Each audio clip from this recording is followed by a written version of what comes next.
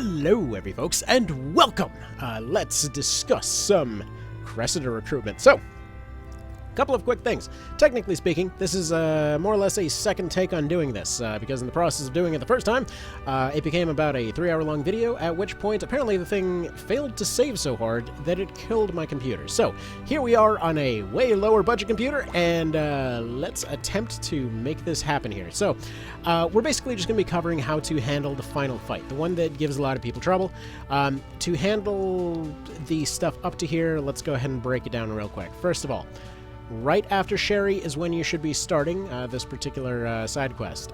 Basically, just do what you will with Sherry, but immediately you go into the Warren report, you go over here, and then you go to the Warren report, you read about the talks and the things like that, and then you find out about the Balmamusa dude, and they basically just tell you, hey, Balmamusa is just like completely overrun with zombies. Somebody should probably go do something about that. Instead of, reporting it by newspaper. Anyway, so you go to Balmamusa, you fight some zombies. Basically, all you want to do, the trick to this fight, put any revive item on a griffin, fly them up, or, frankly, any flying unit. It's just griffins are easy to get. You can get them for free in the first map of Farampa Wildwood. There's really no reason you shouldn't be using griffins all the time, but you just go in here, you put a revive item on a griffin, you have her fly up, and as soon as you revive her, she will then take one action. Usually it's either a heal or an exorcism, depending on how much MP she rolled with, and then she will leave the map. This is particularly handy because if you're worried about keeping her alive, she is one of the few cases of a unit that will leave immediately upon being revived. So, if you, for example, have a Hallowing Stone, which you should have from these fights up here, I would recommend using that because she will then immediately go backwards and exorcise the zombie Hydra in the back of the map. Now, personally, I was attempting to get this Hydra, so it wasn't exactly a pleasant experience for this particular save file, but both of the first two fights, namely Balmamusa and then Kadriga, will happen one after another, but both of them are full to the brim with undead that you can recruit. So these really should be seen more as massive networking opportunities than actual fights, because in the first one you've got like a zombie cockatrice, a zombie cyclops, you've got a zombie griffin in there, you've got several humanoid zombies as well, so that's definitely worth going for there. In the second one you can get a zombie swordmaster, zombie dragoon, another zombie terror knight, as well as the dork meat, the zombie cockatrice. Get yourself an evil chicken. Any anyways, so we're primarily going to be doing this fight using those units, but basically, yes, back in Balmamusa, she'll basically tell you, and yes, I am aware I say basically too much, I just can't help it at this point, but she'll tell you that they're amassing an army at Kadriga to go attack El Marca, and you go to Kadriga, and it is her brother who has gone full hollow this time around, and him and his pathetic little army are just free to join you at will. At which point, their apparent idea on how to do this invasion is to start here, hang out in this fortress over here, cross the sea into Goliath, and then attack El Marca, which, it certainly would be unexpected, but we're just going to go ahead and have to stop Zombie D-Day before it happens. Also, cutscenes, we'll skip those. I'm sure they're important, and I'm sure lots of interesting things happen. Anyway, moving on. So, then we get to Goliath. So, if you're wondering why you're supposed to be stopping the fight at El Marca, but there is no El Marca, then, yeah, here you go. This is where you go. So, first order of business, you're going to want a revive item. You're basically going to need a revive item here, and you're going to want some flyers. So basically, you want to go ahead and take a sort of shock paratrooper approach in this particular case. Personally, in this case, I'm going to be trying to use half of units that I've just kind of gotten over the course of this little side quest, and half randos that I already had laying around. Again, this is the no shops save file, so this is like complete bottom of the barrel garbage. So if this can win it, anything can win it. I'm just here to teach you how to exploit the fight, more or less. So, main thing that we want to consider here, for the purposes of this team actually, is that you need at least one revive item, but this doesn't mean they need to revive them right away, so this is the only one on the entire team, so we'll just go ahead and unequip that, and take them off of there for now.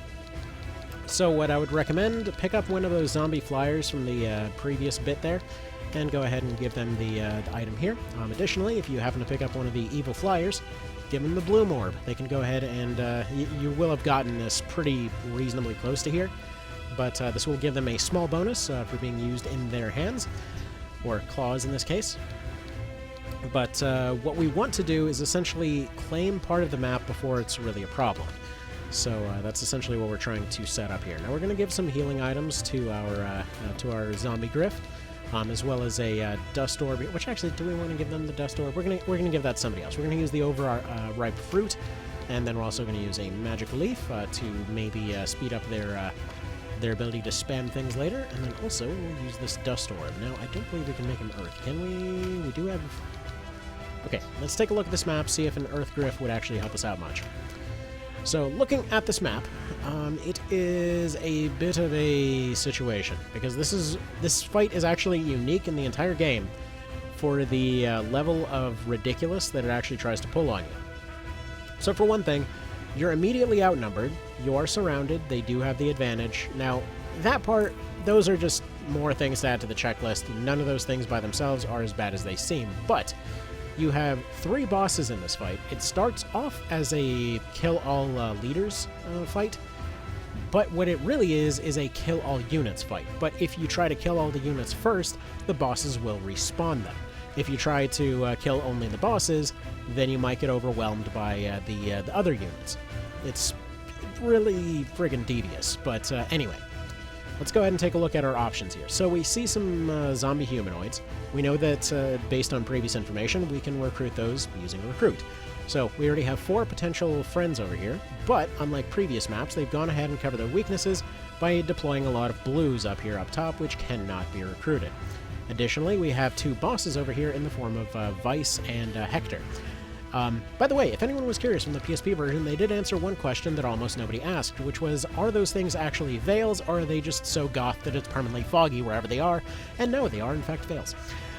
Okay, so we're seeing a lot of heavy units, we're seeing a lot of area denial, and we're seeing a unit that we have to save with a 3-turn countdown who is currently surrounded by bosses on the other end of the map on top of a hill. So there's that. Now, before we even get into this fight, I just want to point out, we will not be recruiting her at the end of this, okay? Basically, in order to recruit, basically Emerald Herald years before Dark Souls 2 came out, you need to have good Galgastani Chaos Frame. This basically means that throughout the story, as long as you haven't gone crazy grinding... Oh boy, that was a weird feeling. Okay, sorry, my nose went all funny there.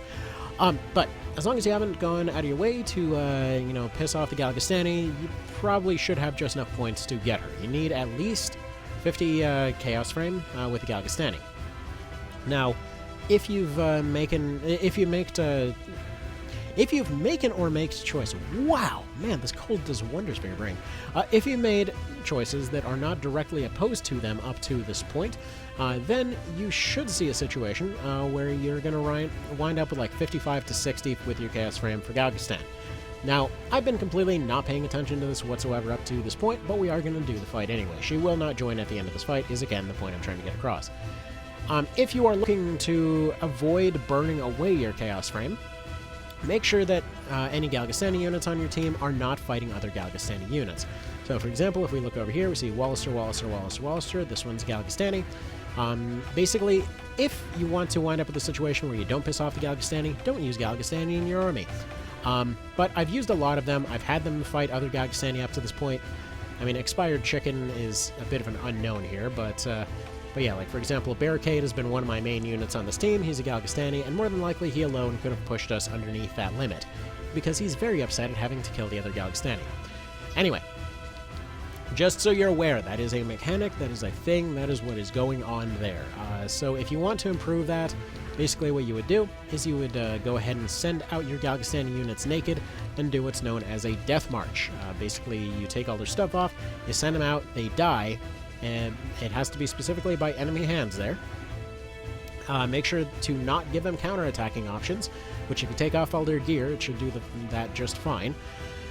Because they do still take a loss if they go and attack those units. But as long as they are, at least I believe they do, As long as they are knocked out by enemy units and you retreat, they will essentially get a small bonus to their reputation score. Basically, you know, you decided to throw the fight and retreat to save your Galgastani comrades is the kind of thought process there. Anyway, it's going to be a slow process. You're looking at, like, if you have an entire team of these guys, you drop 11 of them, you make them fall to the ground, you retreat again. Again, this is an absolutely optimal scenario. You're maybe getting 1.1 reputation or so every time that you were to do this process. So expect to do it a few times. If you're ever wondering, by the way, how you can tell if you have good Galgastani reputation, go to the store, hire a Galgastani, and it'll basically look at their loyalty. That is what your loyalty is with that faction, because they only have what their own faction said to go on. Anyway, so let's go ahead and move on here. So, for units that we want to use in this fight, so we do want to use all these zombies. I want to use this spooky can as a bit of a kind of wall over here. I want to use barricade in order to try and recruit some of these guys. Actually, I kind of want to use Murden over here. In fact, so we can use him over here. I want to be getting a little bit of a speed advantage using him, but for the time being, that'll be fine.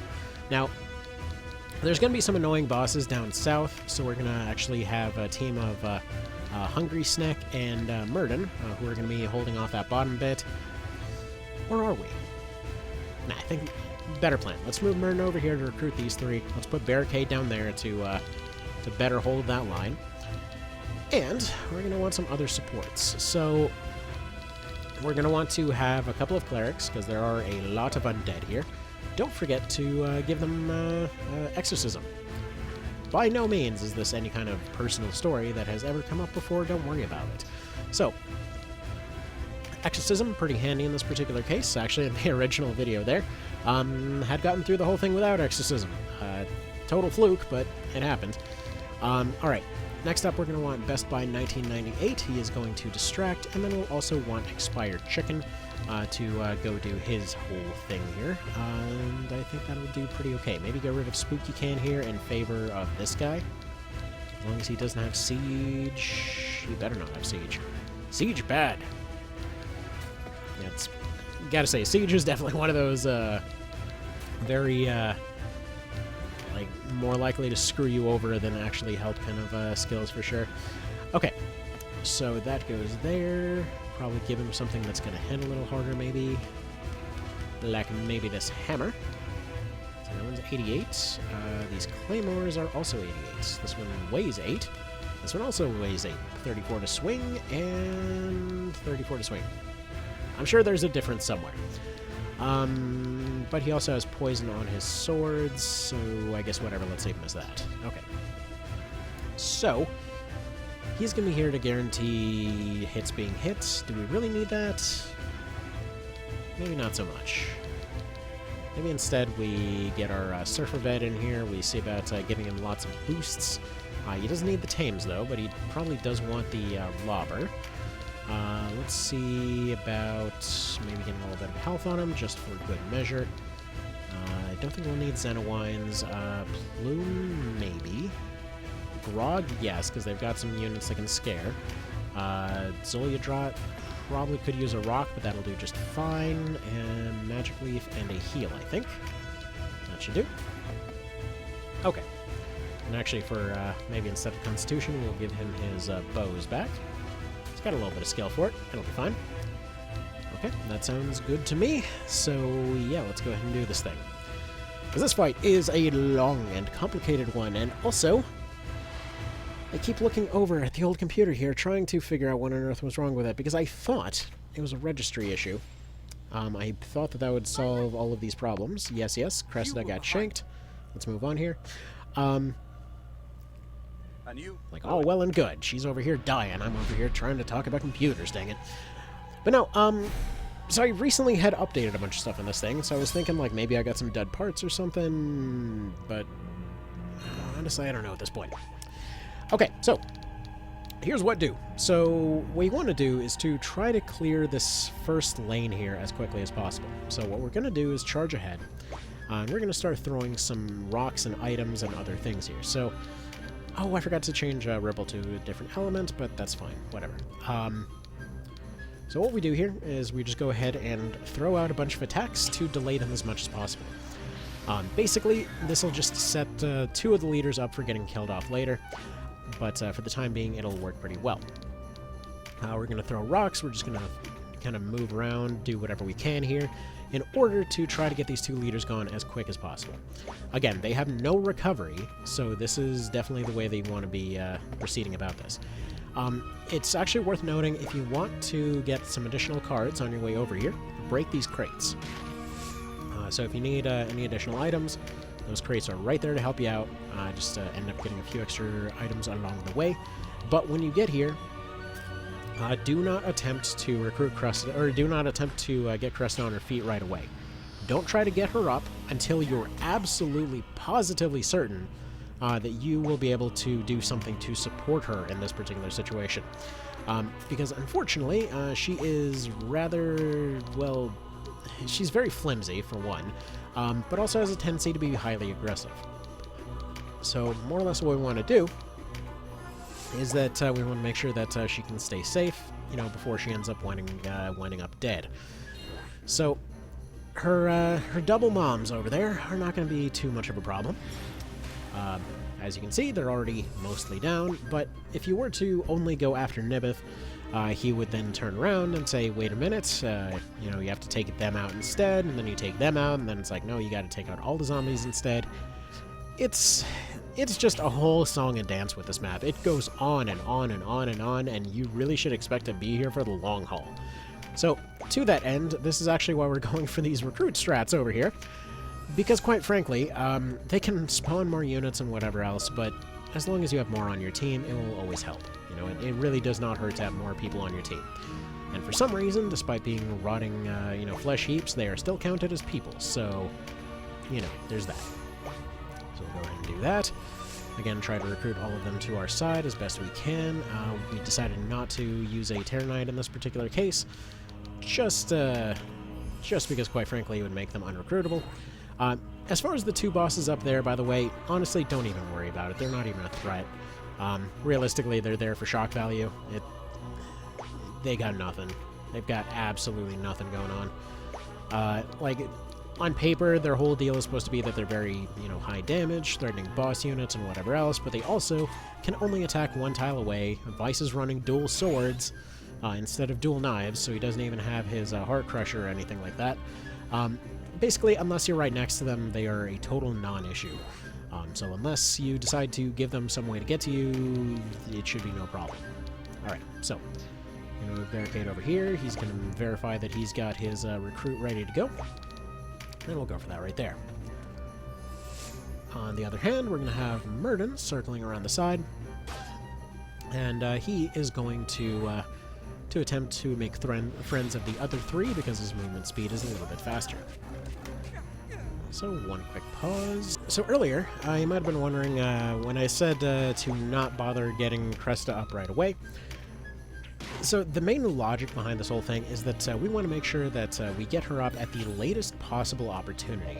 Basically just giving her that kind of temporary invincibility that she's got going on, and we want to have time to secure the center zone. So during this time, we're going to continue pressing on forward, attempting to crush everything in our way as much as possible, and then attempting to surround her with flyers. The ideal here being that hopefully we can make sure that everything else is absolutely dead, and you know, we can just simply carry on with the rest of the fight. Ideally, we want to at least hurt Nibeth by this point, but it's far from a guarantee and not really something that you should be realistically expecting.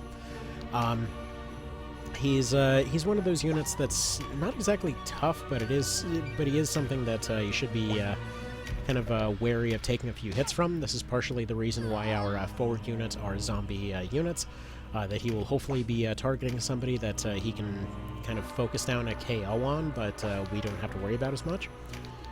Alright, so we've almost got the twin moms down here. I know that technically that's not the full story, but whatever, I'm going to always call them the twin moms. And then we start moving this way. Now, a thing to keep in mind as well is that if you're running a cleric, they can absolutely have some trouble navigating this area if you don't have crafted items. Now, there's absolutely no reason why you should be doing a no shop run, so you should have crafted items and therefore shouldn't have any difficulty navigating this place. But basically, a no shop run is running this game off of PSP rules. So, you know, just like a no skill run was basically running the PSP game off of SNES rules. It's just the weird ways that we do things sometimes. Anyway, so he's going to go ahead and parry, and that is a bit of an unfortunate time, but, you know what can you do. Anyway, Merton will proceed to carry on here. Now, these guys, for the most part, will remain fairly neutral, just kind of hanging off to the side, not really doing very much until the kill all objective ends up triggering. Now, I don't know if this changes their AI pattern, but the AI in general seems to congregate more towards the center at that point. When it's a kill-all-leader map, they seem perfectly content just hanging out on the periphery. So, just so you're aware, that is a thing. Now, because that soldier on the bottom isn't doing very much, I'm going to use this time to pick up some cards on Expired Chicken. Just kind of give him a little bit more hitting power for the time being. Being a melee guy, he's going to do those numbers a little bit better. A little bit worried about Rebelt over there, but we'll deal with him as we will. Just random swing on this zombie. These guys are going to have slightly higher loyalty than before, just so you're aware, but it's not really going to be anything too crazy. Just kind of take it easy and pace yourself, as it were. If you can put any ranged weapons on your Beast Tamers, do so. Right here, this guy's getting pretty close to having a finisher unlocked, so there we go. Got it right there. So generally speaking, having a short bow build just to attack exclusively with finishers is perfectly fine. You know, just take little plinks and scratches, do some empowers, and then eventually you end up doing that thing where you snipe something and you hit it real hard, so that's fun. But if you want to get all of these guys all clumped up and doing absolutely nothing until you can get that knight on your side and recruited, you can do something like this, where you just kind of crowd them up using a zombie unit. Just like many of the other fights here, they don't bother to bring any way to counter their own main gimmicks, so, you know, go nuts with that. Yeah, for the time being, let's see if we can boulder blow you. Don't suppose the rake would do the job? Not quite. What about a numbing hook? Numbing hook would also not quite do the job, so we're just going to go ahead and throw a rock and have this chicken probably positioning themselves up here. Yeah, they've got plenty of health. I keep looking at that health bar like, oh man, it's going to be like 500 or something, because I was just doing nothing burger, and no, they've got plenty. So there we go, we got Moldova gone. So with Moldova gone, this means that we can now start moving everybody else into position. So with her gone, next goal for the Flyers becomes to quickly pass over this river and attempt to take out Nibby. I'm going to have this chicken pick up this magic card just to ensure that the AI can't, and we're going to start throwing rocks. So as you can see, they can already do pretty good damage even with just throwing rocks, so this can be a very effective strategy for getting your way through there. Yeah, you want to try to rush them down as much as you possibly can. Just get all the leaders gone absolutely ASAP. If you can block his movement, perfect. And also, if you stack them up in certain ways, you can make sure that he'll always go for an AoE. So right now I'm trying to stack them off to the sides here, hoping that he maybe will have a higher score. Maybe we'll be able to do a bigger AoE, but we'll see. We'll go ahead and poison this dragon here. Again, the trick that somebody mentioned last time was that, yeah, Dragon's Eye and Dragon's Breath do stack, so you can combine those for guaranteed poison, which is always a good time. Okay. Start using our extra hitty abilities towards these guys.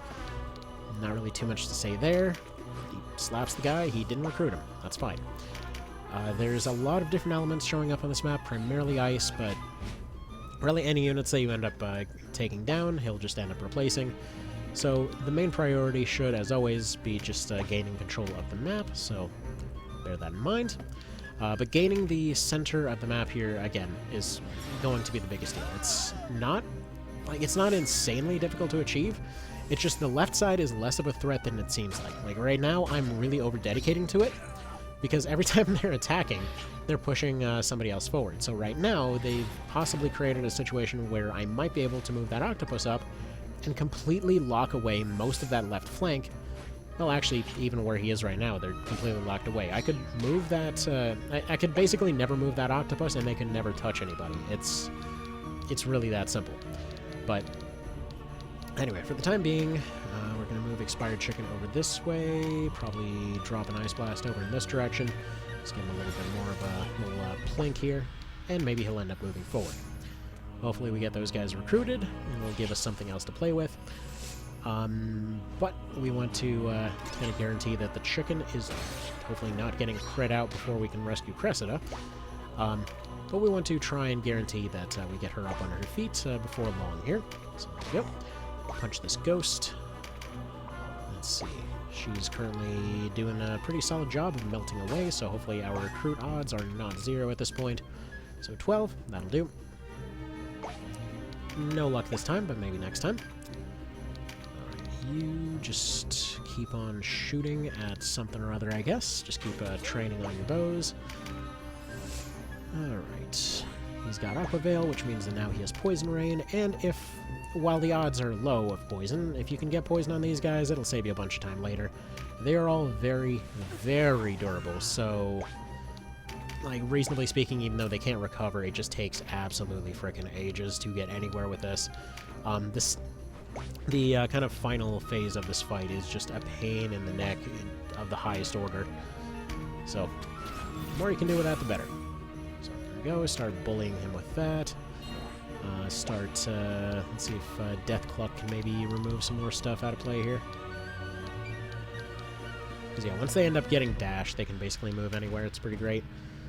But as long as you keep a eye out on your turn order at the bottom, you'll get a pretty solid idea of how much time you've got left. Reasonably speaking, we probably have another turn left for Death Clock. I just don't really want to chance it. So we're gonna go ahead and let her get up here. Let me double check one thing real quick. 'Cause, yeah, it's just him. And it doesn't really let you go past this this initial turn order. It doesn't let you min-max it that hard. So, if you can pressure Nibith to the point where he's just going to keep backing up into corners and going and getting more people on his team, then this will work. Now, I mentioned earlier that her being aggressive is a problem. As you can see right there, instead of using the Mending Seed that she's got on hand, you dick. This guy decided to just directly block right there. Instead of bothering to use the Mending Seed that she specifically comes with in order to make sure that she can recover, she decided to go in that direction and just kind of throw all those plans out to the wind, but oh well, I guess. Okay, so what we're going to try to do is attempt to stun this ghost a little bit. So there we go. Throw that there. Hopefully we'll have some recovery on our side before long. Alright. So you just go ahead and throw a rock at this guy, I guess. Eventually she will join us. And getting recruits on your side isn't exactly a quick process, but honestly, if they're holding the line anyway, you might as well. And that right there is just how quickly this can go south. Let's go ahead and redo that. Once again... Man, I swear, this is like... Covering this dang thing in any version that I've ever done it before is bizarrely just cursed by the dang universe, I swear. Friggin' auto spawns an archer right next to the unit that just survived. Oh my goodness, what even is that? Okay, let's do this. So, this time I remembered to switch some stuff around, so Rebuilt has a bit more damaging numbers. So, 228, 218, do the thing with the big and the boom, and then they do the big explodey ball thing, and they're like, oh no, my ball! And then, you know, they explode. Then this one goes this way, and he's all like, hello, I am Bird. I do bird thing, like slap dude with rock. This is just a normal thing birds do. Shockingly, not even inaccurate. Actually, I remember reading this thing a while ago. Apparently there were some ravens or some such that were, that I guess they decided to do a test as to whether or not they would remember things. So this guy was just wearing a very particular hat and just acted like a dick to a bunch of ravens for a while. And yeah, apparently their response was just to like pelt him with rocks for several months. even after the test ended, they're just like, man, screw this guy. Just kept dropping rocks on him. So that's fun, you know. Nothing wrong with a little birdie holding a grudge. These things just sort of happen. But again, same approach this time around. We rush in, we drop their health down to basically nothing. We chuck our poison guy over here. We chuck our recruity guy over there. We plug up the gaps. We decided to ditch the octopus this time around. They were kind of just there for moral support. Now, one thing that's kind of funny is I specifically decided to change the Beast Tamer's loadout so that he would have more stuff to play around with. Specifically decided to strip him down, took his helmet and shield away so that he would hopefully end up acting a little bit faster, but I mean, he is a little bit faster, just not that much faster. Anyway, Cleric Guy will continue marching on this way. Merton will continue taking the right. Expired Chicken also decided not to come along this time. That is entirely his choice. I'm not really going to question it. We've got an archer here for something that'll be more useful later. But for the time being, they can at least plink away at some stuff. But, yeah. Cool thing is, because the AI does not come in with those extra thingamajigs on them, this does create a fun little situation where... that is, the fun thingamajigs being craftables. This does mean that if you can hit anybody with leaden, they similarly cannot move very far, so that's potentially fun to exploit. And let's go ahead and throw some rocks over here, crack open the crates, see if any of them give them some sweet loots. Or at least, you know, cards. Both of these things are words humans say. Alright. Slap this bush. They will do their usual getting into position for absolutely ages. Now, despite a few warnings coming in from the computer, I have to say this new setup, like I adjusted some sliders around, I moved some things around, I'm really optimistic that maybe at the very least this will be, like, this should still hold all kind of like normal Switch quality without destroying this computer. So while there is audio delay on my end, it's honestly better than I was expecting it to be so far. So there's that. Also, the weird buzzing noise is finally gone, so there's that. Interesting. Yeah, at this point, I'm not sure what's going on with this other one. I got this other computer refreshed, right? I thought I'd gotten all the bits and pieces put back where they should be. It found a few things broken and repaired them. Did a disk check just now. It's trying to tell me that there's just nothing wrong with anything. It just randomly stops for no apparent reason and just remains stuck there for like 15 minutes. I don't know. Computers are weird like that sometimes, you know? They're just... They do be like that, as we say. Okay. So there's Zombo Mom 1 down. We move another bird into position. Then we move our Death Gluck where they should be. Go ahead and bite this knight, please. They are sufficiently bitten. Now you go ahead and bitify this one. Like cluck, and they kick him in the face because they're a clucky bird like that. And yeah. As long as they're within range for Nibeth to go and target them, he will probably end up deciding to go do something. But, I mean, until then, like, there we go. We'll do that. That works nicely. So yeah, he tends to burn through his MP pretty quickly, despite, you know, his whole situation over there with his MP regeneration cards and stuff. His stuff does tend to cost quite a bit, so he seems to just wind up a couple points short in some cases. But, just kind of so you're aware.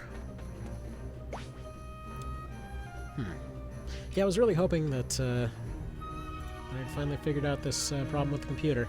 Because the way that it was acting, I assumed it was a registry issue. Because, like, after a little bit there, it was, like, it refused to do anything other than halfway across the screen for, like, a command prompt. It was constantly giving me weird login errors for situations that it would immediately allow logging in a moment later. Like, everything about it just seemed like the usual kind of stuff that got fixed by just purging everything, but... well, I guess there's more finding out to do. Ah well. Anyway, velocity shift happens, Murden goes forward, as he does. I'm almost tempted to say just push him forward here at this point, because really might as well just push and take the center, have him circle around the right there. Maybe just do a little bit of healing in the meantime. This whole push along the right side is taking a little bit of a minute. Also, I love how he's got dyslexic 1, 2, 3, 4 for his stuff, his health bar. Totally not randomly forgetting things whatsoever. What are you talking about? How dare you accuse me of such things? Okay, so again, they'll be pretty passive until the second phase of the fight, so we can just kind of leave them over there. But we need to find some way to get this center safe before taking too long there. All of the rest of these boss units are absolutely nothing to worry about. They are, again, like right at the very end. So absolutely nothing to worry about out of them. They literally cannot reach you. They're just stuck on the other side of a river with a 2-tile gap in it. Interestingly enough, if your beast units get knocked out, I believe they can actually be used as a bridge to cross. So, you know, that's not great if that happens, but aside from that situation, you're usually pretty safe. Again, this is possibly a thing that can happen. I'm not 100% certain, but it definitely seems like the kind of thing that would. Okay, so we've got a lot of units moving. Can you do your siphon on this guy? You actually can, so you might as well do that. So next, we got another one of them chickeny attacky type of dealies. So we go over here, we have the cluck. Go ahead and eat a wizard, because birds eat wizards. It's just how it goes. Alright, so she's gone now. Same old, same old. So far we're still on 2 on the timer. And now we go ahead and start moving our bird up here. So as long as the zombies are lower, as long as these guys are above 1,000, I can feel pretty safe about bullying Nibeth here.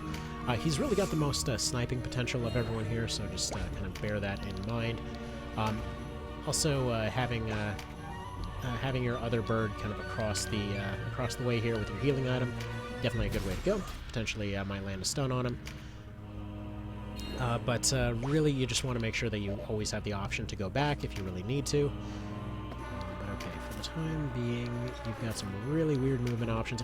Oh yeah, I forgot about that. So, technically speaking, your Sanctuary thing actually affects your own units too. Granted, it was one of those things that just never ever got used back in the PSP version, so I don't really know if that was always the case. I want to say that feels new. Could be wrong on that, but again, like, Sanctuary is just one of those things that's so freaking oddly specific that no one would ever bother using it, so there's that. Okay. We just go ahead and hit this guy, I guess. We do have an Exorcist on the team this time around, so definitely worth doing that. You're gonna apparently meditate and Meteor Strike. That works. I'm perfectly okay with this, because then we can immediately go back and get Emo Lady back up on her feet. Except this time we're going to wait 1 extra turn. Honestly, the chicken's going to be able to move about 2 to 3 times for every one of her moves. So, that's what we want to do. Okay. We're going to Berserk. But you're actually just going to pick up this card. And yeah, that'll pretty much be about where that goes. What are you up to? You're going to knock out a zombie chicken. That's rather rude. That chicken had things to do today, you know. Alright, so next order of business. I think I can just buff you. I mean, might help clear out the center a little bit more. Figure I got a couple of those laying around. And technically speaking, for more planned out type stuff, I've got Sword Masters for that, so you know, we have that available as well. Technically, he's also standing right next to one of those sources of infinite strengthening, but you know what, whatever. These are details we don't need to worry about. Okay. So we got double shot going here. Let's see. I feel like that's not necessarily going to be super worth it for her. Maybe this one? Maybe this one? Probably should have gone for the knockback, honestly. Whatever, just start working on this one, I guess. Because you can always just save them up and, you know, wait to do one of those big volleys, but honestly, for the moment, she's just kind of here for the hell of it. 6% recruit. It's not going to happen, but what if it did? Exactly. Touched. Those Vartans are a bit of an annoyance because the little extra chip damage they do tends to stack up pretty quick. This is why specifically I wanted to bring some cockatrices for this. Getting those big petrification hits are pretty major here. Anyway, let's have you do some stun breath here. If you can stun Nibeth, that's also pretty darn handy. Well, now this will not. But he's just going to go ahead and leave at this point. I forgot that he actually leaves this early. I believe like the level that he'll leave at depends entirely on what else is going on in the map. Because I don't recall him leaving that quickly last time, but who knows? We might have just steamrolled him last time. Again, things just sort of occur sometimes. Anyway, low percentage chance, but go for it. Worth a shot. Didn't happen. Oh well. Mind is secretly, quietly panicking because I was just doing that whole no in-caps thing. So immediately I'm just sitting here thinking like, oh no, somebody's gonna get knocked out, and then we gotta redo the entire thing again, and it's gonna be super annoying. But thankfully that's not the case. But yeah, I gotta say, there's a definite reason I never do no in-cap runs on this channel. So, like, I think Nothing Burger's gonna be the last no in-cap run for a long time, because I really do not like that rule set. It is not mentally healthy as a rule set. Let's see. Yeah, that ghost is, like, right there. So if she gets up, she attacks. Murden... I mean, he's got the points to heal her.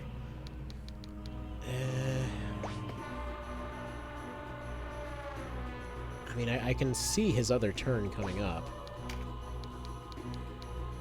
And mainly the problem is if he gets sniped somewhere. So I'm kind of thinking maybe safer play is just park them right over here. Because I don't think anything is going to hit them for 700, so we just park them well out of range. Go this direction. I was going to set him up for having another dash on hand.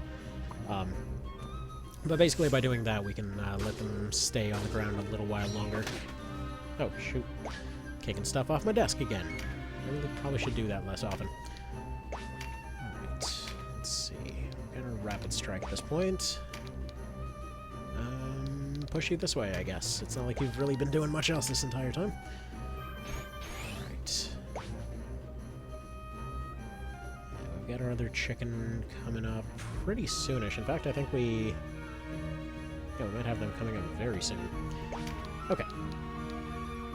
So you go over here to improve your odds of velocity shifting. We'll go ahead and heal up our chicken a little bit, because they do not have the means to do so themselves.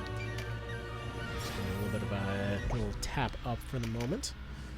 We'll focus on healing, or on taking out the rest of these guys in just a moment, because this ghost is going to waste their turn. Not going to bother with much outside of that. They're not too threatening for the moment, as long as they're not using any missile abilities.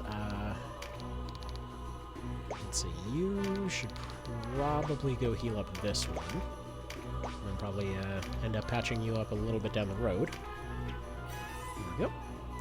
Get a hungry snack going. Thankfully, the two free extra bonus bosses over there on the left aren't immune to nonsense, so we can do that whole thing where we don't have to worry about that. They can be poisoned, they can lose all their health over time, and we don't have to deal with their ridiculous tankiness. Right. Yeah, next chicken's turn is coming up pretty soon. Where is this guy's action next? Pretty much immediately after. Do we have any heals? Yes, we do have one heal. Lyric's down here. I can only hope that she will decide to go attack down here and not run way the hell up here. Anyway. So, in fact, let's go ahead and guarantee this. Or, I guess we can't. I was going to go throw a magic leaf on dude guy over here, but hopefully he's got enough points. Anyway, let's park you in this direction. Stunify the ghost if you can. That was a success. Perfect. He's going to get knocked out. No complaints. You just go ahead and do that. Go ahead and block this one right here. Who's got a turn coming up? That guy, kind of. See, that ghost is on the ground. We can actually tell the difference this time around. What about you? Do you have a turn coming up? Kind of.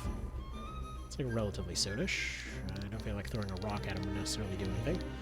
And the rest of them all seem to be pretty well out of the way, except for that guy who needs his evade gone for no apparent reason. Okay. Let's see. If we move her up here, she actually should be a pretty tempting target. Generally speaking, if you've got other squishies around, they will prioritize them over Cressida, because Cressida, I believe, comes in at a higher level, if I'm not mistaken. I know Aurelius comes in at like 38 or some nonsense. Yeah, she's at 28. But yeah, the Aurelius thing, I'm assuming, was a typo or some such, because I don't know why she comes in at 38. Or maybe I was just feeling this completely dyslexic that day and just don't know what the hell I'm talking about. Holy crap, she actually healed herself. It's like some kind of miracle. That's honestly kind of amazing. Okay, I think I've figured out the problem here. The problem is that the plan was not dumb enough. So here's what we're doing. Now, if bad luck is going to keep rearing its ugly head with, you know, You were behind. Ladybot over there getting repeatedly annihilated, we're gonna have to fix that problem. So, decided to take it a bit of a dumb direction. See, by design, beast tamers are not supposed to get their turns before the beasts do. Interestingly enough, though, if, for example, you were to take a special character with an RT bonus and then take off all their clothes and send them in with only a hatchet, apparently, Mr. Sultry Gildus over here is an actual valid strategy. So, yeah, that's going to be what we're doing with that. So he's essentially going to be taking over a support role, boosting all of these units, because I kind of want to see if by any chance we can get some ridiculous numbers off those orbs using these empower buffs. Because, yeah, we can drop 200s off of these guys right away using these, and I actually have never tested if orbs are affected. So,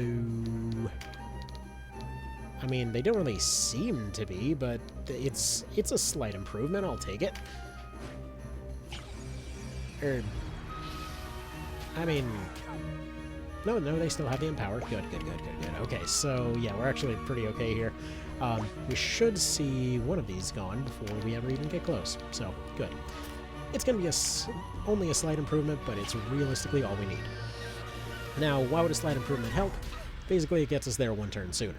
We are more or less min-maxing for kind of a quick control approach here. Now, I will say, again, I've done this before multiple times without any real incident, but sometimes, let's be honest, we're going to have those moments just like this, when it's just really going to not go your way. So, you know what? Let's just show what you can do to try and make it consistent without having to be lucky at any point. And, yeah, continue on with any old other previous strategies. Also, I decided to make Denim a zappy guy, because he never really ever seemed to get close enough to do anything, so whatever. Instead of doing the whole Berserk thing, as fun as it is to have him one-shot things, we're just gonna have him become a Thundercloud.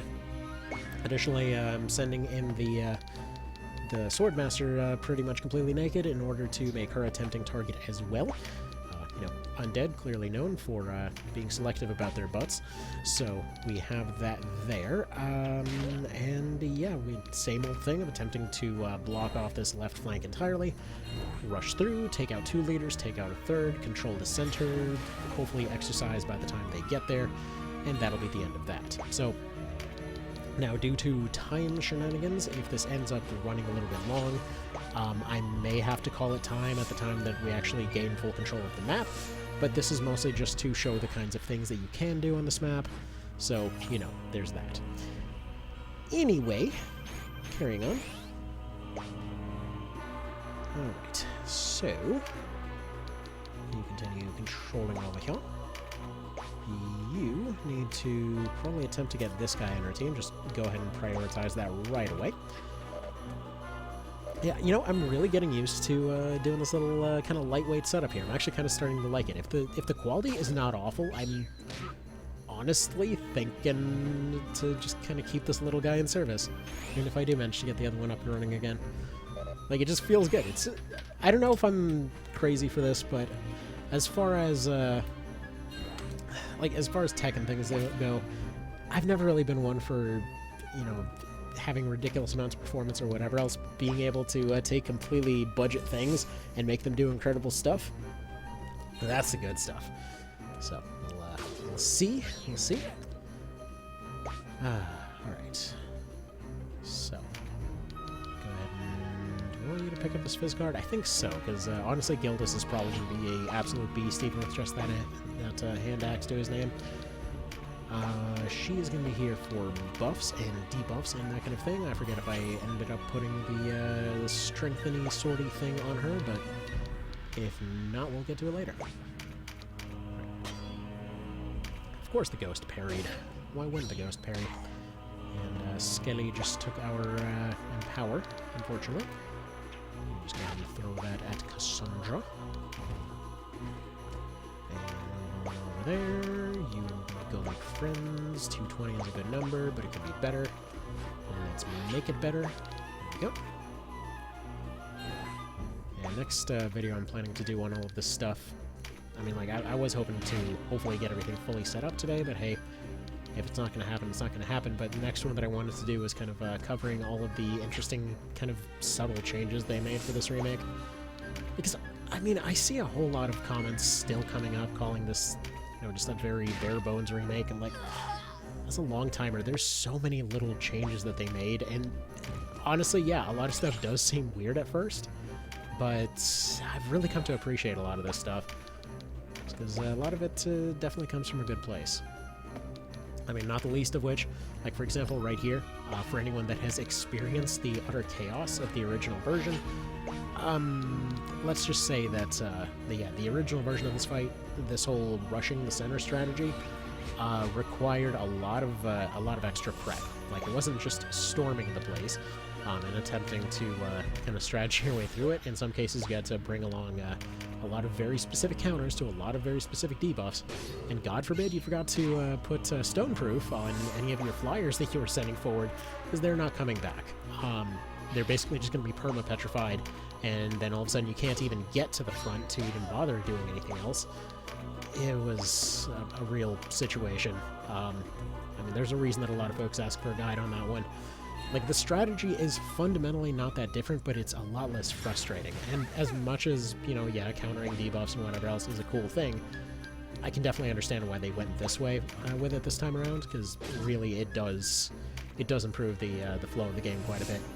Obviously, when it comes to, you know, extreme amounts of strategic depth, there is no way we're going to get an official One Vision or anything like that, but like, I feel like this was a pretty good middle ground of getting technically more stuff to interact with and more stuff just kind of going on in general.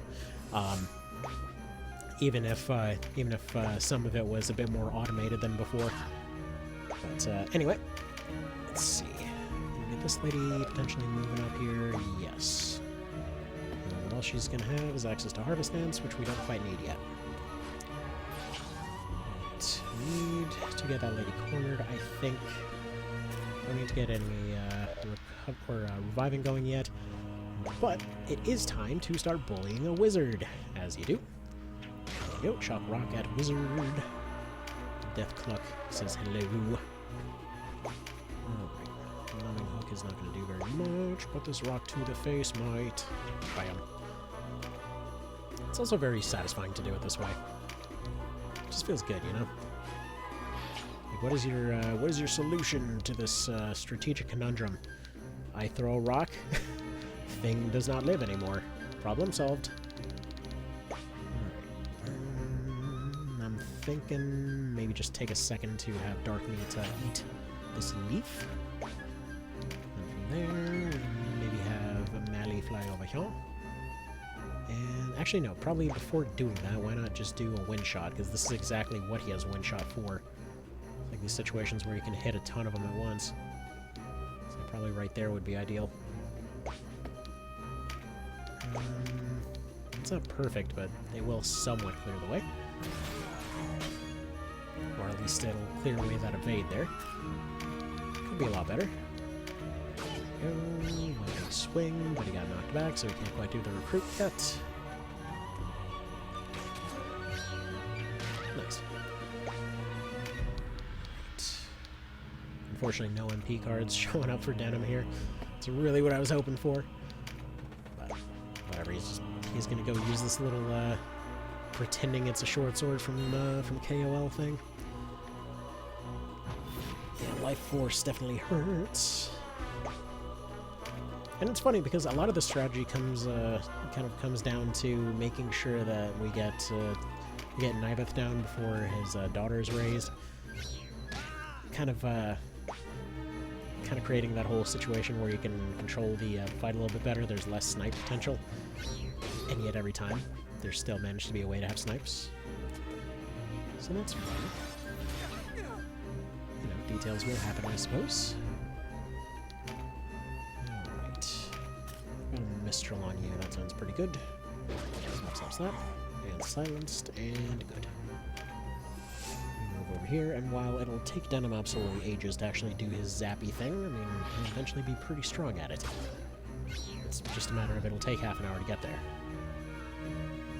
Alright. So she went down 1, meaning that the chicken has 1 more turn before we have to do something. How convincing are you at this point? Still 0%. Whatever, that's fine. But this right here, this is definitely one of those reasons that you want to occasionally do this whole naked zombie situation, because they do get targeted quite a bit, and especially if it's a faster unit, they end up coming back pretty darn quick. So that's always fun. Alrighty, you should have a nice big boom right here. Yeah, 180, that should be enough to hopefully scare him off. So you go right here, you drop that thing, he hopefully leaves. There he goes.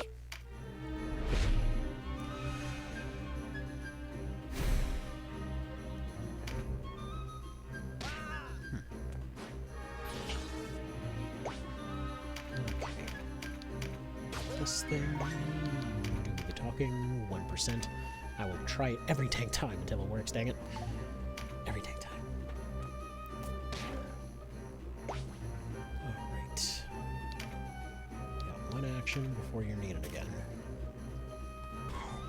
And, with any luck, if we don't move, we actually should be able to be getting our next chicken turn right before she comes back.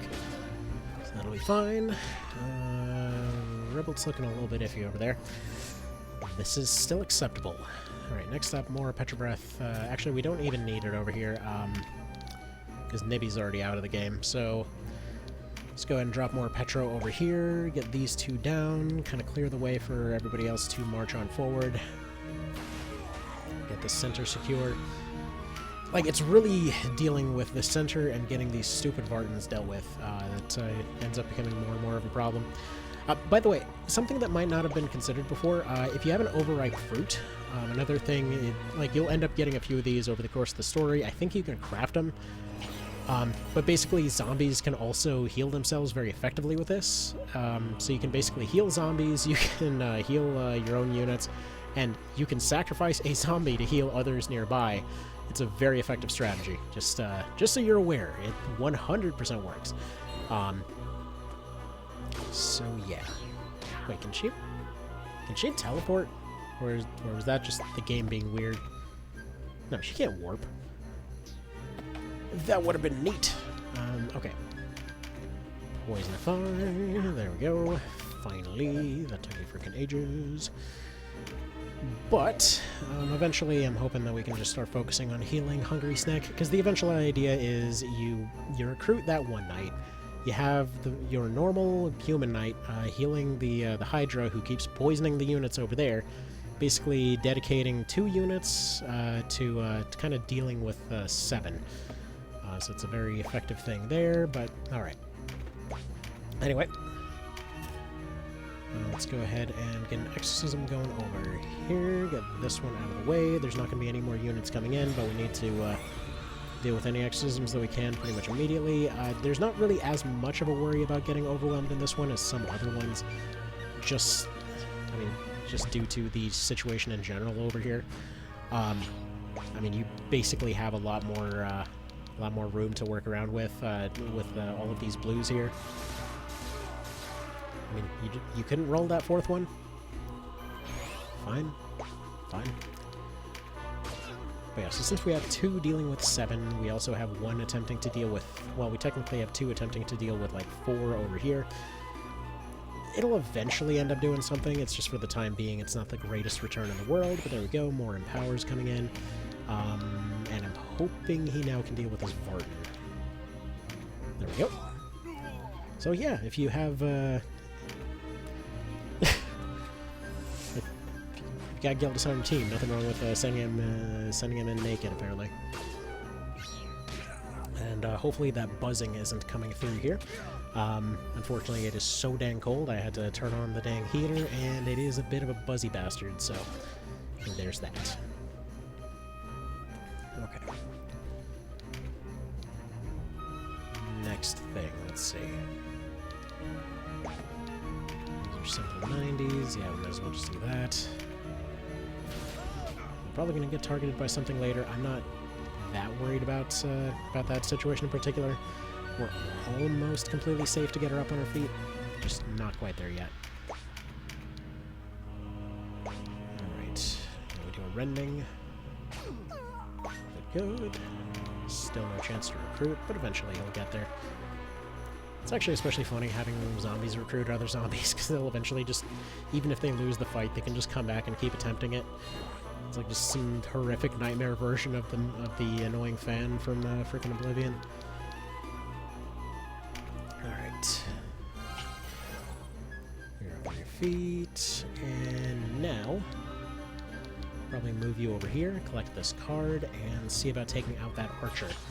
Because unfortunately, that archer is not a very common thing, but for some reason, twice now he's decided that that's just a thing to spawn in. It's kind of especially cruel in this case, but I'm hoping the... Wait a second. I just noticed, did I exercise my, No, I didn't exercise my own unit. I was like, where's my Swordmaster? They're over here. Okay. So many problems in this situation, not least of which is this one. Let's get this one. Because she decided not to heal herself that time. So that's fun. And they can fly, so there's that. Okay, first of all, how far can you reach? You can reach those tiles. Technically speaking, we can claim the 2 tiles next to her, and does he have any ranged attacks?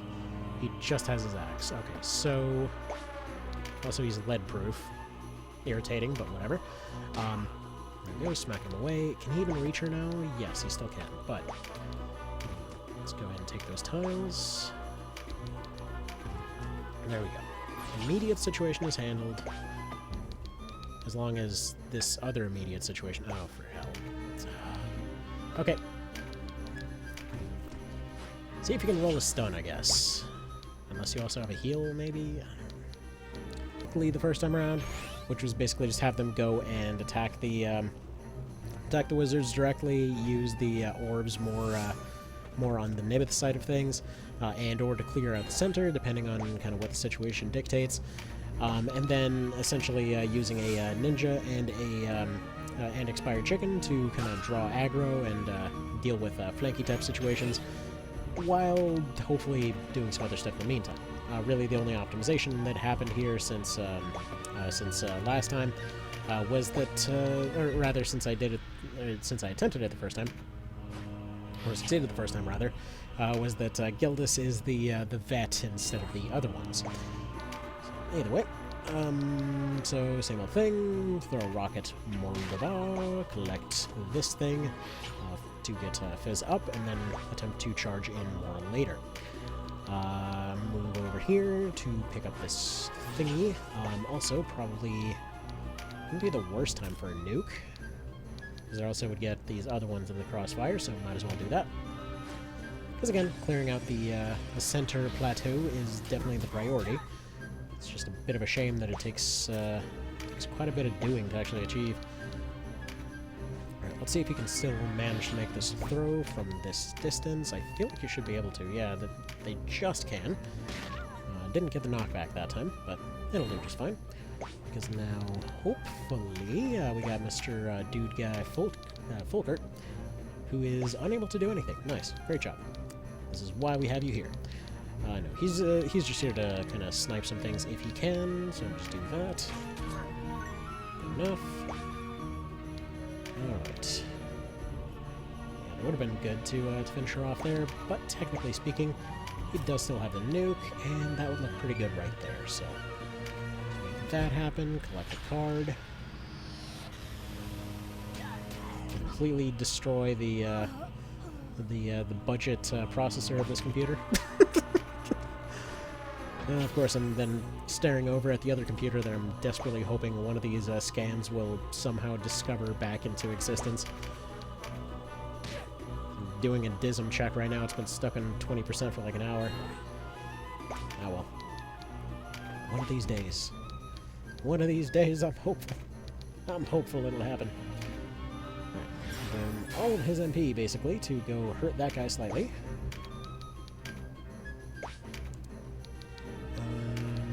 Attempt to make friends. This probably won't work, but it's worth a shot. Not like she's got anything better going on right now. Alright. So we're still basically wrapping up more or less second round here, so we've gotten close. It definitely could be going worse. Draw in the aggro chicken as I almost fall out of my seat. Good job. Definitely good job there. Nice blast on you. It's a number.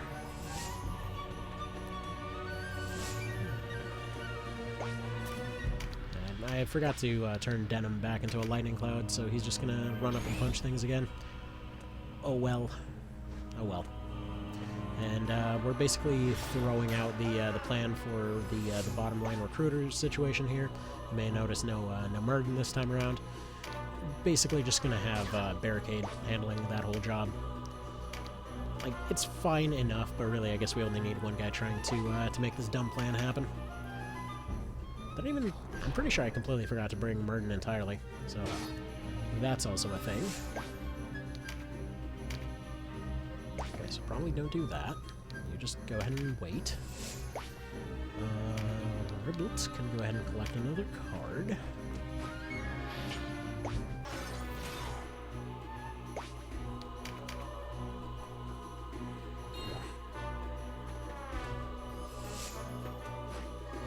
Yeah, I absolutely love how most of the big, scary damage number situation of this map completely does nothing. And the actual scary thing is just like one random Vartan or Archer or whatever else reviving one unit on the other end of the map. It's like there's direct fight-wise, they are almost no threat whatsoever, but you know, God forbid you're trying to unlock a class you could basically get for free under far easier circumstances. That's when things are gonna suck. But it is what it is, I suppose. So yeah, Expired Chicken's up there to just draw the aggro this time around. They don't really identify units as a person as much as the number they can do to them.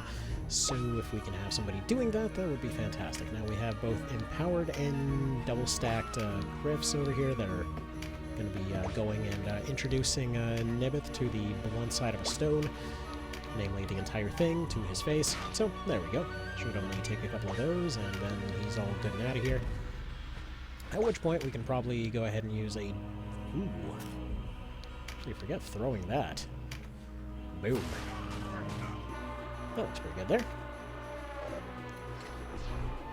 But yeah, ultimately, we just want to turn all of that left side into a bit of a grind. And that's how we'll be handling it. But yeah, as long as Expired Chicken is up, they'll just keep going after him. Realistically, again, by this point, you can just go to Pirate's Graveyard. Like, at the same time when this is open, you can go to Pirate's Graveyard, you can get yourself a Lich, you can get yourself Necromancers from the temples. This is so freaking pointless. Like, I think that's the part that makes this feel particularly bitter, is just like the utter pointlessness of actually doing this whole side quest. Because you get a new class, technically. You can't get Necromancer class marks outside of it this time, apparently. But at the same time, like, you can just get necromancers from the temples. You can, like, you go and you get liches from Pirate's Graveyard. It's not that the class is inaccessible, it's just that you can't turn your uniques into that class. And you can just do that with, you know, liches. You get a guaranteed one in Coda. I mean, granted, that's not the best argument for it, because you can also just go into Palace of the Dead and get one earlier there. But still, point being, like, this just does not feel like the way to go about this, you know? Alright. Well, we got one more round before stuff happens. I'm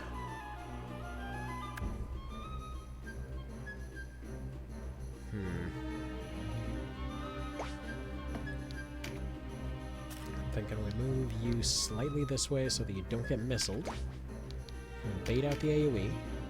Don't take any action so that we can guarantee he's got one more round. Throw one more round of rocks out. And then we should be good to go.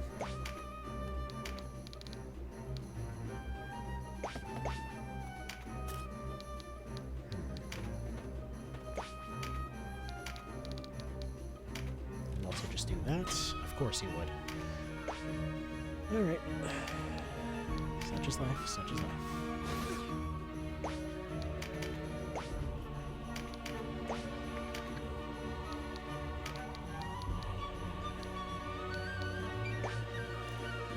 Closer would have been nice, but oh well. You continue pushing forward. We'll bait out the AoE.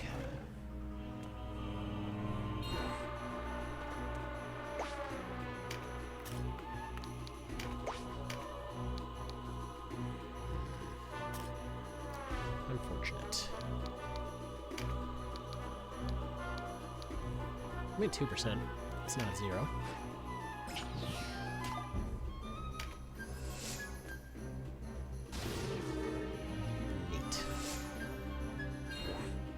Maybe I should have gone for the revive, actually. But either way, we've got another redirection unit over here. We got our Dark Chicken coming up exactly where he needs to be. In fact,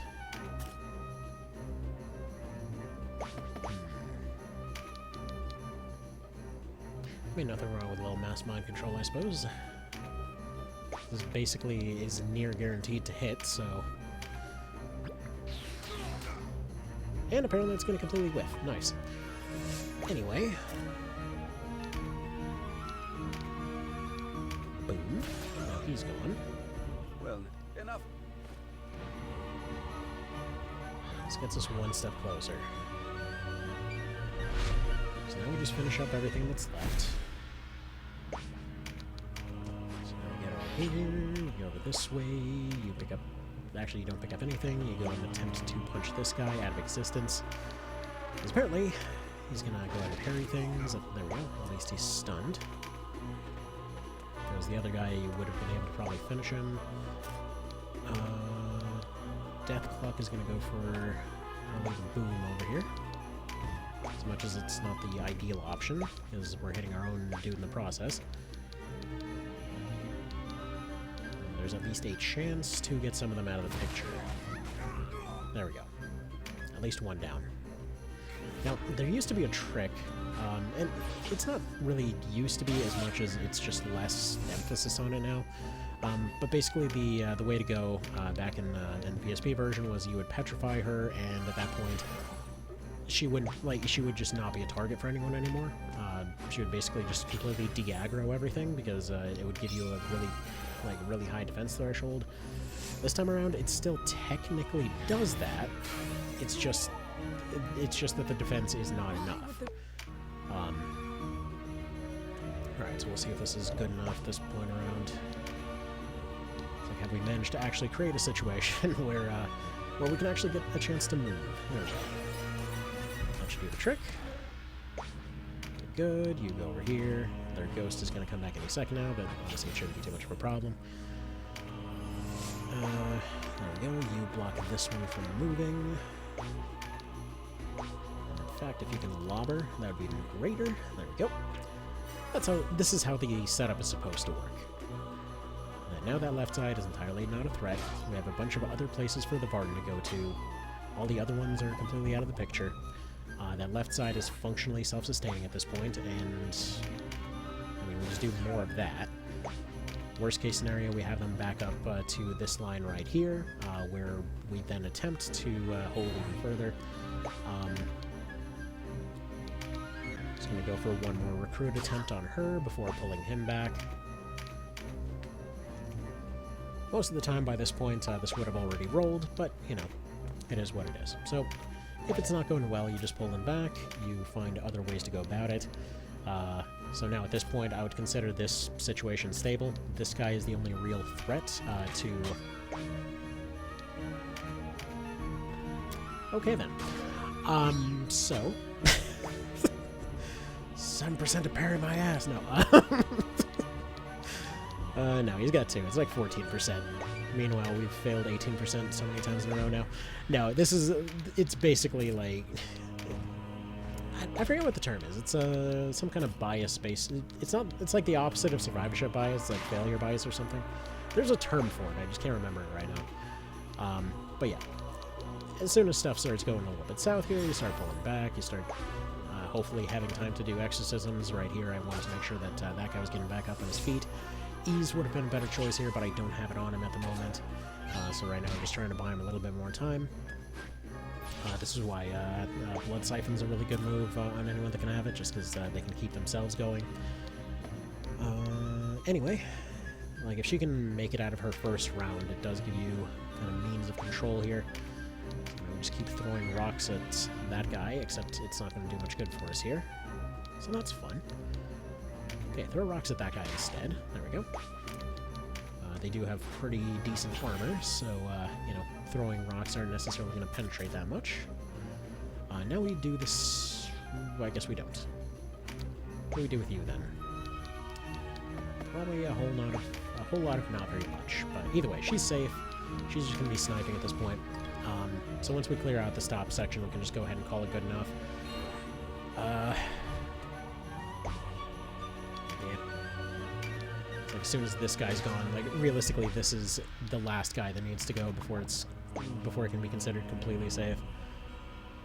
This yeah, this ghost isn't going to be doing anything. The other skeleton down there is not going to be doing anything.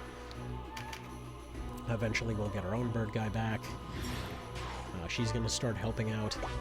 I mean, really, it's just that first turn that needs to be survived. But if she survives that, you're usually pretty well solid. Usually, like, I'll say the actual odds of him spawning archers and things there. Oh, crap, nice. I think the component store corruption detected, operation completed successfully. Nice. So computer is no longer dead now? That'd be good. At least... Alright, now we find out. Is it able... Hold on. Is it actually going to work? Is it actually going to be able to do it? Boy, would it be something if right at the very end of this video, I wound up having the option to go back and bring back the original video. Oh man, that'd be something. It's time to make this a feature-length thing. Alright. I mean, it's trying to load it. I mean, that part might still be messed up. I don't know, whatever. We'll find that out in a moment. Either way, I gotta wrap this up in a few minutes. There we go, this should wrap this one up. Gone, almost.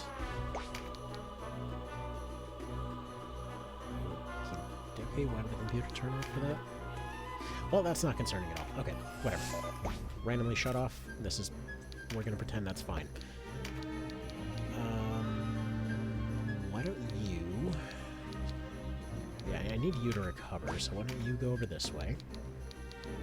I was kind of hoping he'd be able to feed some leaves to this priest, but... Oh well.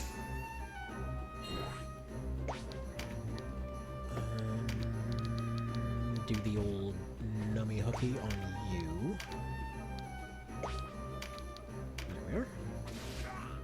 one more from anything, and he should be done.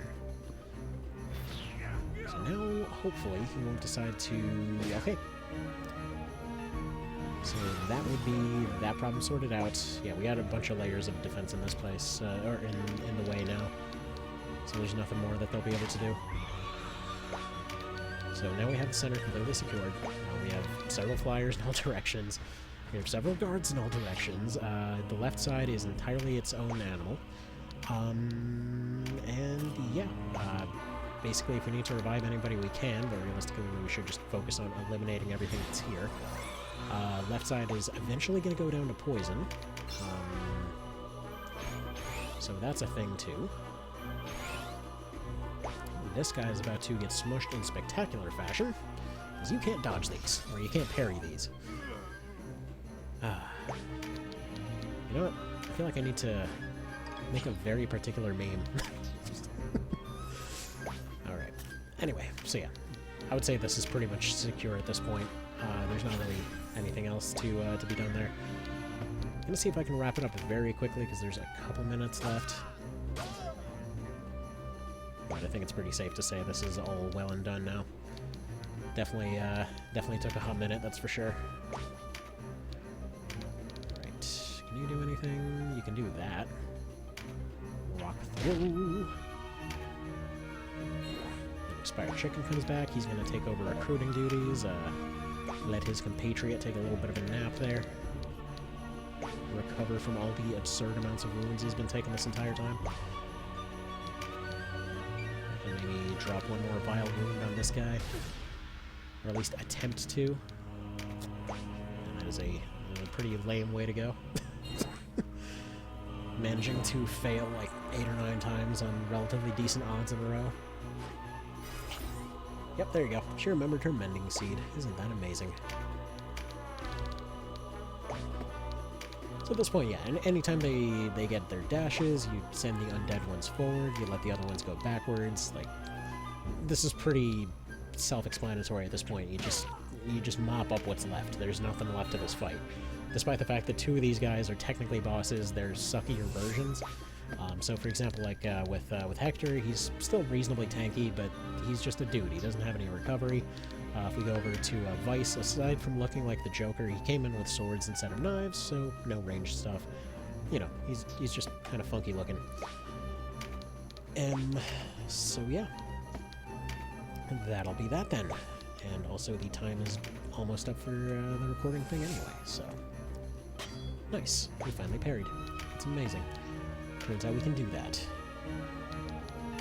Let me see you up, actually. It's funny. It's kind of like this map has gone full circle. We've just sort of completely taken over. It's over. We have the high ground. Alright. I should wrap it up. I gotta get going. My throat is functionally non-existent at this point, and, yeah. Alright. Y'all, take care then. Hopefully this was helpful. Sorry it was a bit of a long one. Hopefully it was a bit of a fun adventure, though. And yeah, I will see you whenever the next one happens. Ooh, that is a big number coming out of you. Nice. Yeah, see you whenever the next one happens. Later.